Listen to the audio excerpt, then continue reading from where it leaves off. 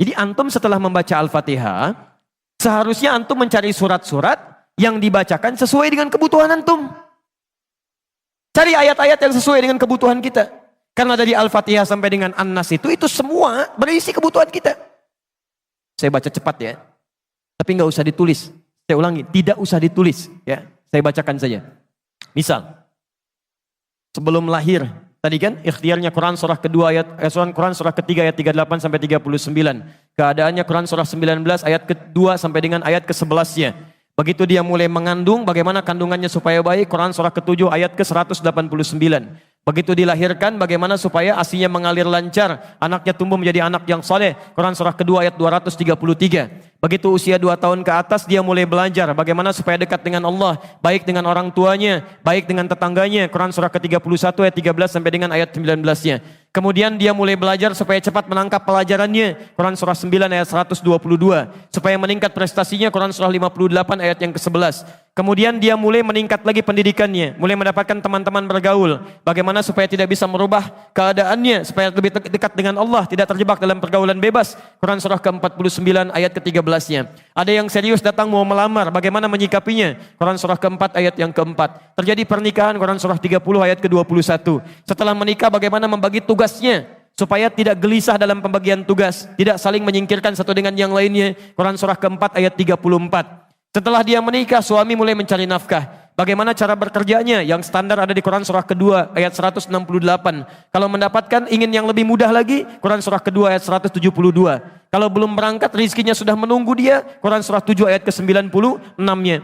Kemudian dalam bekerja ini tidak mudah. Istri harus merawat anaknya, merawat rumah tangga. Kadang-kadang anaknya sulit diatur, mengatakan pada perintah ibunya, mengatasinya Quran surah ke-17 ayat ke-23.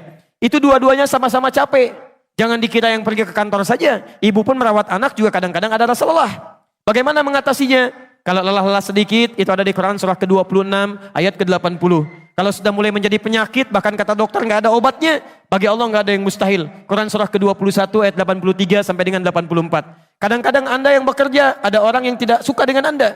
Ada yang usil, ingin menyingkirkan Anda, menyungkurkan Anda. Ada perlindungan dari Allah di Quran surah ke-17 ayat 79 sampai dengan 81. Kalau ada yang membuat diri Anda tersesat sampai mengatakan, ya Allah kenapa dia begini, ya Allah apa enggak ada solusinya? Selalu ada. Amalkan di Quran surah ke-21 ayat 87 sampai dengan ayat ke-88-nya. Sampai Anda beraktivitas lagi, mendapatkan kesenangan hidup, harta mulai melimpah, Masya Allah, rumah semakin luas, syukuri itu semua dengan mengamalkan tuntunan di Quran surah ke-14 ayat yang ke-7-nya.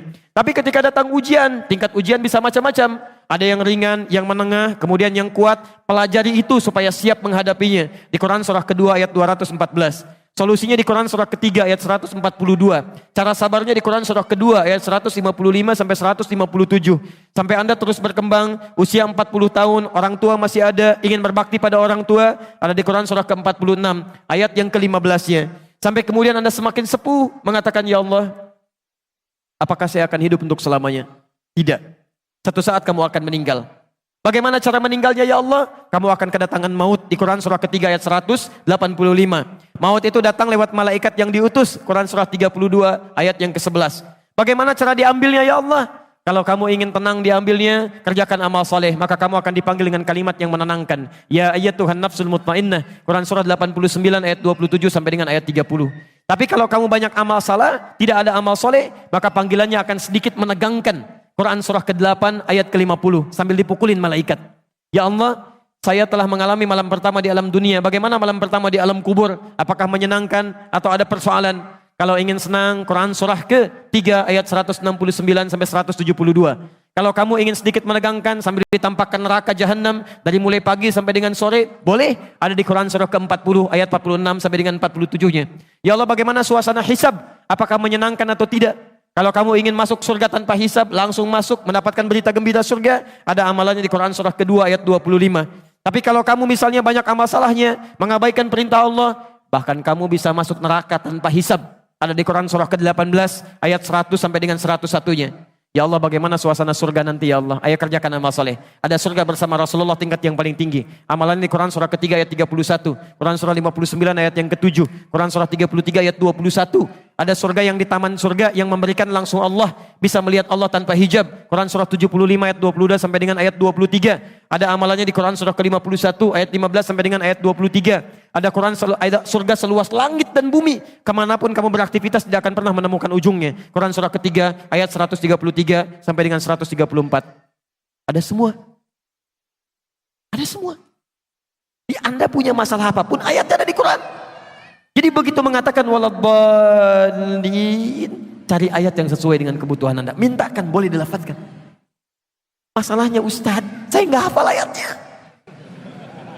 Jadi yang dibaca dari subuh sampai isya, An-Nas lagi, minal jinnati, dan dikabulkan oleh Allah. Mimpinya ketemu jin terus gitu kan. Itu yang boleh dilafadzkan.